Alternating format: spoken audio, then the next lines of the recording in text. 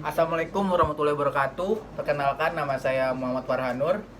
Saya berasal dari jurusan Psikologi Untak Samarinda dan sekarang saya ada di semester 5. Jadi di video ini saya akan menjelaskan tentang pelanggaran HAM atau hal yang menyalahi dari kode etik psikologi. Sebelumnya saya akan menjelaskan apa itu kode etik psikologi. Pengertian kode etik psikologi menurut Kamus Besar Bahasa Indonesia merupakan norma atau nilai-nilai yang diterima oleh suatu kelompok sebagai landasan dalam bertingkah laku. Kode etik psikologi pada hakikatnya mengandung nilai moral yang bersifat umum dan menyeluruh, dan disusun dengan memperhatikan aturan internasional.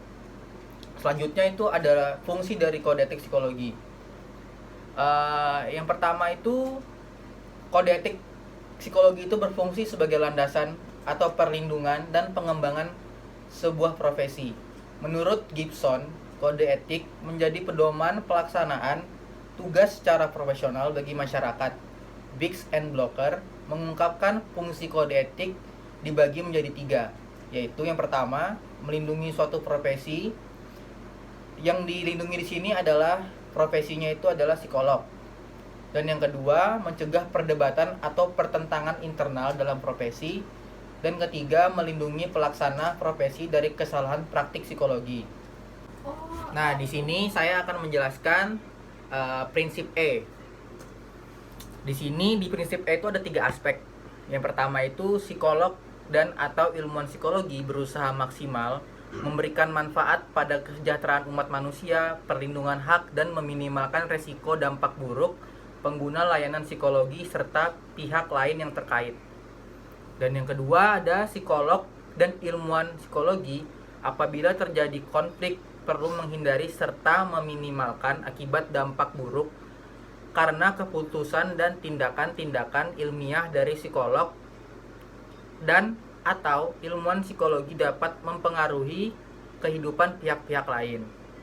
Yang ketiga, psikolog dan atau ilmuwan psikologi perlu waspada terhadap kemungkinan adanya faktor pribadi, keuangan sosial, organisasi maupun politik yang mengarah pada penyalahgunaan atas pengaruh mereka.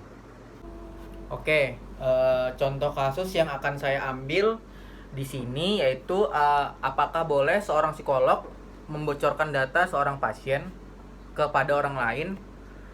Ini tentu saja tidak boleh karena ini melanggar prinsip E. Yang kedua, di sini ilmuwan psikologi atau psikolog perlu menghindari serta meminimalkan akibat dampak buruk karena keputusan dan tindakan ilmiah dari psikolog atau ilmuwan psikologi. Yang dimaksud di sini karena tadi kasusnya adalah membocorkan data pasien atau klien kepada orang lain, itu bisa menimbulkan dampak buruk karena keputusan yang dikeluarkan oleh ilmuwan atau psikolog tersebut, dan akibat dari putusan yang dikeluarkan oleh psikolog tersebut untuk memberikan data orang ini kepada orang lain, itu akan sangat dapat mempengaruhi kehidupan pihak-pihak lain yang ada di lingkungan orang tersebut. Nah, kita lanjut lagi ke contoh kasus yang kedua. Ketika kita ngelihat orang-orang dengan YouTube-nya yang menampilkan orang-orang dengan gangguan skizo, itu juga melanggar dari kode etik psikologi. Itu masuk ke prinsip E yang pertama. Psikolog dan atau ilmuwan psikologi berusaha maksimal memberikan manfaat pada kesejahteraan umat manusia, perlindungan hak, dan meminimalkan resiko dampak buruk pengguna layanan psikologi serta pihak-pihak lain yang terkait.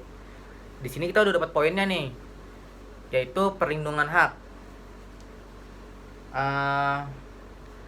Karena mereka orang-orang yang di YouTube itu menggunakan orang-orang yang mempunyai gangguan skizo, mereka tidak mendapatkan perlindungan hak seperti tidak di blur, tidak ditutupi wajahnya. gitu. Dan itu dapat menimbulkan resiko atau dampak buruk bagi pengguna layanan psikologi serta pihak-pihak lain yang terkait.